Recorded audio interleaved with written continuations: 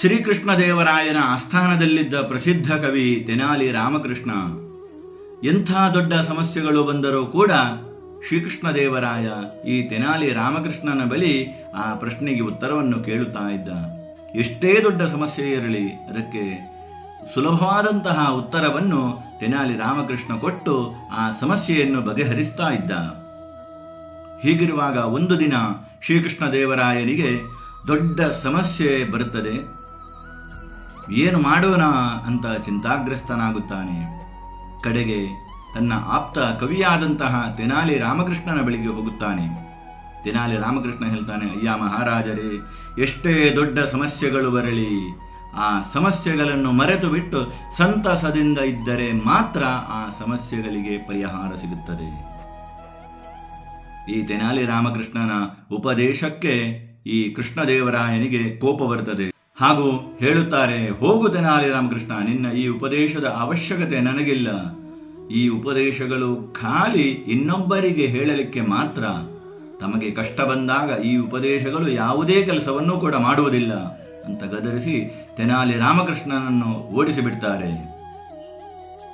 ಈ ತೆನಾಲಿ ರಾಮಕೃಷ್ಣನಿಗೆ ಯೋಗ್ಯವಾದಂತಹ ಪಾಠ ಮಾಡಬೇಕು, ನಾನು ಕೂಡ ಇದೇ ರೀತಿ ಆತನನ್ನು ಚಿಂತಾಗ್ರಸ್ತನಾಗಿಸುತ್ತೇನೆ ಎನ್ನುವಂತಹ ಬುದ್ಧಿಯಿಂದ ಶ್ರೀಕೃಷ್ಣದೇವರಾಯ ಮತ್ತೊಮ್ಮೆ ಆ ತೆನಾಲಿ ರಾಮನನ್ನು ಕರೆಸ್ತಾನೆ. ತೆನಾಲಿ ರಾಮಕೃಷ್ಣ, ನಿನ್ನ ಈ ಇಷ್ಟರತನಕ ನನಗೆ ಮಾಡಿದ ಸಹಾಯದಿಂದ ನಾನು ಸಂತುಷ್ಟನಾಗಿದ್ದೇನೆ, ತಗೋ ಉಡುಗೊರೆ ಅಂತ ಒಂದು ಚಿನ್ನದ ಬಿಸ್ಕೆಟನ್ನು ಆ ತೆನಾಲಿ ರಾಮಕೃಷ್ಣನಿಗೆ ಕೊಡ್ತಾನೆ.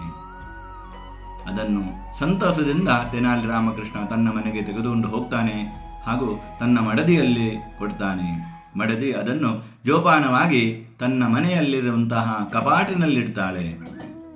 ಇತ್ತ ಈ ಶ್ರೀಕೃಷ್ಣದೇವರಾಯ ಆ ತೆನಾಲಿ ರಾಮಕೃಷ್ಣನ ಹಿಂದೆಯೇ ಒಬ್ಬ ಗೂಢಚಾರಿಯನ್ನು ಕರೆಸುತ್ತಾನೆ ಹಾಗೂ ಹೇಳುತ್ತಾನೆ, ಈಗಲೇ ಹೋಗು, ತೆನಾಲಿ ರಾಮಕೃಷ್ಣನಿಗೆ ನಾನು ಈಗಲೇ ಕೊಟ್ಟಂತಹ ಚಿನ್ನದ ಬಿಸ್ಕೆಟನ್ನು ಉಡುಗೊರೆಯಾಗಿ ಕೊಟ್ಟಿದ್ದೇನೆ, ಅದನ್ನು ಕದ್ದು ಹೇಗಾದರೂ ಮಾಡಿ ತೆಗೆದುಕೊಂಡು ಬಾ. ಆ ಗೂಢಚಾರಿ ತೆನಾಲಿ ರಾಮಕೃಷ್ಣನ ಬೆನ್ನ ಹಿಂದೆ ಹೋಗುತ್ತಾನೆ ಹಾಗೂ ಆತನ ಮನೆಯಲ್ಲಿ ಆತನ ಪತ್ನಿ ಅಡಗಿಸಿಟ್ಟಂತಹ ಆ ಚಿನ್ನದ ಬಿಸ್ಕೆಟನ್ನು ಕದ್ದು ರಾಜನಿಗೆ ಒಪ್ಪಿಸ್ತಾನೆ. ರಾಜನು ಅದನ್ನು ಕೂಡಲೇ ನದಿಗೆ ಎಸೆದು ಬಿಡ್ತಾನೆ. ಹಾಗೂ ಮರುದಿನ ತೆನಾಲಿ ರಾಮಕೃಷ್ಣನನ್ನು ಮತ್ತೊಮ್ಮೆ ಕರೆಸುತ್ತಾನೆ. ಎಲೆ ರಾಮಕೃಷ್ಣ, ನಾನು ನಿನ್ನೆ ಕೊಟ್ಟಂತಹ ಚಿನ್ನದ ಬಿಸ್ಕೆಟನ್ನು ಈಗಲೇ ತೆಗೆದುಕೊಂಡು ಬಾ. ಆಗ ತೆನಾಲಿ ರಾಮಕೃಷ್ಣ ಬೇರೆ ದಾರಿ ಇಲ್ಲದೆ ಮನೆಗೆ ಹೋಗುತ್ತಾನೆ. ಕಪಾಟಿನಲ್ಲಿ ಹುಡುಕಿದಾಗ ಚಿನ್ನದ ಬಿಸ್ಕೆಟೇ ಕಾಣಿಸ್ತಾ ಇಲ್ಲ. ಇನ್ನೇನು ಮಾಡೋದು ಅಂತ ಹೇಳಿ ಮತ್ತೊಮ್ಮೆ ಕೃಷ್ಣದೇವರಾಯನ ಬಳಿಗೆ ಹೋಗುತ್ತಾನೆ ಹಾಗೂ ಹೇಳ್ತಾನೆ, ಅಯ್ಯ ಮಹಾರಾಜರೇ, ನೀವು ಕೊಟ್ಟಂತಹ ಚಿನ್ನದ ಬಿಸ್ಕೆಟು ನನ್ನ ಮನೆಯಲ್ಲಿಲ್ಲ, ಕಳವಾಗಿದೆ. ಆಗ ಇದೇ ಸರಿಯಾದ ಸಮಯ ಎಂದುಕೊಂಡು ಮಹಾರಾಜ ಹೇಳ್ತಾನೆ, ಈ ಚಿನ್ನದ ಬಿಸ್ಕೆಟನ್ನು ಇನ್ನು 3 ದಿನದ ಒಳಗಾಗಿ ನೀನು ನನಗೆ ತಂದು ಒಪ್ಪಿಸಬೇಕು, ಇಲ್ಲವಾದ್ದಲ್ಲಿ ಇಡೀ ನಿನ್ನ ಸಂಸಾರದ ಸರ್ವನಾಶವಾದೀತು. ಬೇರೆ ದಾರಿ ಇಲ್ಲದೆ ತೆನಾಲಿ ರಾಮಕೃಷ್ಣ ತನ್ನ ಮನೆಗೆ ಬರ್ತಾನೆ.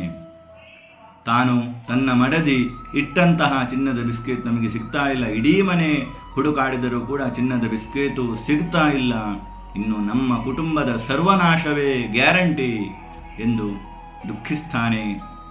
ಆದರೆ ಒಂದು ಉಪಾಯವನ್ನು ಕೂಡ ಮಾಡುತ್ತಾನೆ. ಹೇಗೋ ನಮ್ಮ ಕುಟುಂಬದ ಅಂತ್ಯಕಾಲ ಸಮೀಪ ಬಂದಿದೆ, ಈಗ ನಮ್ಮಲ್ಲಿರುವಂತಹ ಇಡೀ ಸಂಪತ್ತನ್ನು ಬಳಸಿ ಊರಿನ ಇಡೀ ಜನರನ್ನು ಇಲ್ಲಿ ಕರೆಸೋಣ ಹಾಗೂ ಒಳ್ಳೆಯ ಭೂರಿ ಭೋಜನವನ್ನು ಬಡಿಸೋಣ. ಇನ್ನು 3 ದಿನ ಕೂಡ ನಮ್ಮ ಮನೆಯಲ್ಲಿ ಭೂರಿ ಭೋಜನದ ವ್ಯವಸ್ಥೆಯಾಗಲಿ ಎಂದು ಆತನು ಸಂಕಲ್ಪ ಮಾಡ್ತಾನೆ. ಹಾಗೂ ತನ್ನ ಮಡದಿಯನ್ನು ಹೇಳಿ ಎಲ್ಲರಿಗೂ ಭೂರಿ ಭೋಜನದ ವ್ಯವಸ್ಥೆ ಮಾಡ್ತಾನೆ. 1 ದಿನ ಆಯಿತು, 2 ದಿನ ಇಡೀ ಊರಿನ ಜನರೆಲ್ಲರೂ ಬಂದು ಭೂರಿ ಭೋಜನವನ್ನು ಉಣ್ಣುತ್ತಾರೆ. 3ನೇ ದಿನ ಆ ಊರಿನ ಬೆಸ್ತನೊಬ್ಬನು ಪರಿವಾರ ಅಲ್ಲಿಗೆ ಬರ್ತದೆ. ಇಲ್ಲಿಗೆ ಬರುವುದಕ್ಕಿಂತ ಮೊದಲು ಆ ಬೆಸ್ತನು ಸಮುದ್ರ ತೀರದಲ್ಲಿ ಮೀನಿಗಾಗಿ ಬಲೆಯನ್ನು ಬೀಸುತ್ತಾನೆ. ಅಲ್ಲಿ ಸಿಕ್ಕಂತಹ ಒಂದು ದೊಡ್ಡ ಮೀನನ್ನು ಈತನಿಗೆ ತೆನಾಲಿ ರಾಮಕೃಷ್ಣನಿಗೆ ಉಡುಗೊರೆಯಾಗಿ ಕೊಡೋಣ ಅಂತ ತರ್ತಾನೆ. ಆ ಬೆಸ್ತ ತಂದ ಮೀನನ್ನು ತೆನಾಲಿ ರಾಮಕೃಷ್ಣನಿಗೆ ಒಪ್ಪಿಸ್ತಾನೆ. ನಿಮ್ಮ ಭೋಜನದ ಪ್ರತಿರೂಪವಾಗಿ ನಿಮಗೊಂದು ಈ ಉಡುಗೊರೆಯನ್ನು ಕೊಟ್ಟಿದ್ದೇನೆ, ನೀವು ಕೂಡ ಇದನ್ನು ತಿಂದು ಸಂತಸದಿಂದಿರಿ ಅಂತ ಆಶೀರ್ವದಿಸ್ತಾನೆ. 3 ದಿನಗಳು ಕಳೆದವು.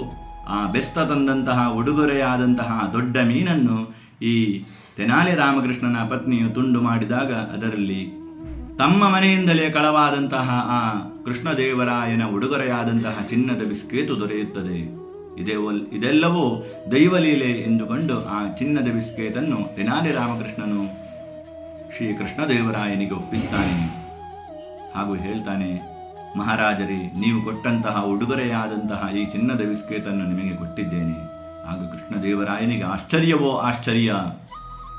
ಎಷ್ಟು ದೊಡ್ಡ ಸಂಕಷ್ಟ ಬಂದರೂ ಕೂಡ ಈ ತೆನಾಲಿ ರಾಮಕೃಷ್ಣನು ಸಂತಸದಿಂದ ಬಂದ ಕಷ್ಟವನ್ನು ಲೆಕ್ಕಿಸದೆ ಎಲ್ಲ ಊರಿನ ಜನರಿಗೂ ಕೂಡ ಭಕ್ಷ್ಯ ಭೋಜ್ಯವನ್ನು ಭೂರಿ ಭೋಜನವನ್ನು ಬಡಿಸಿದ್ದಾನೆ. ಸಂತಸದಿಂದ ಇದ್ದ.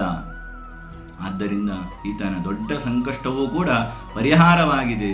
ತೆನಾಲಿ ರಾಮಕೃಷ್ಣ, ನೀನು ಹೇಳಿದಂತಹ ಒಂದು ಒಳ್ಳೆಯ ನೀತಿ, ಎಷ್ಟು ದೊಡ್ಡ ಕಷ್ಟ ಬಂದರೂ ಕೂಡ ಅದೆಲ್ಲವನ್ನು ಮರೆತು ಸಂತಸದಿಂದಿರಬೇಕು ಎನ್ನುವಂತಹ ನೀತಿ ಈಗಲೂ ಕೂಡ ಲೋಕಮಾನ್ಯವಾಗಿದೆ.